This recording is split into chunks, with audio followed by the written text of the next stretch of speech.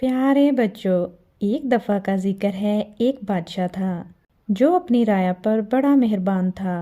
اس نے 100 کلومیٹر لمبی سڑک تعمیر کرنے کا حکم دیا۔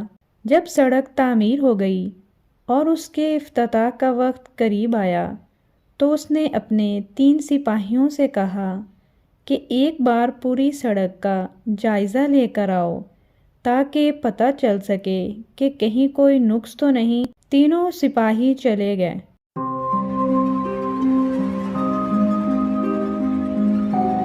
تینوں سپاہیوں نے ساری سڑک کا جائزہ لیا۔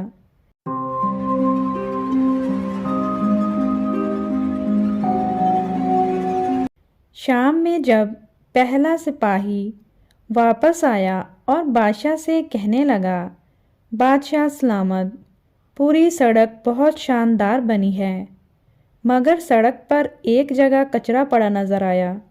اگر وہ اٹھا لیا جائے تو سڑک کی خوبصورتی کو 4 چاند لگ جائیں گے۔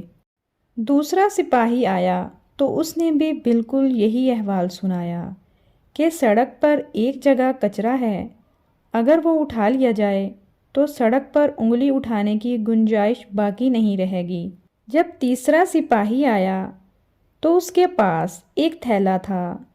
اس نے بادشاہ سے کہا، بادشاہ سلامت، سڑک تو بہت عالی شان بنی ہے، مگر سڑک پر مجھے ایک جگہ کچرا پڑا نظر آیا جس کی وجہ سے سڑک خوبصورت نہیں لگ رہی تھی۔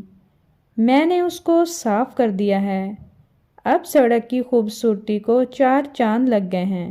اور وہاں یہ ایک تھیلا بھی تھا، شاید کوئی بھول گیا ہوگا۔ بادشاہ یہ سن کر مسکرایا اور کہا، یہ کچرا میں نے رکھوایا تھا اور یہ تھیلا بھی۔ اس تھیلے میں پیسے ہیں جو تمہارا انعام ہے۔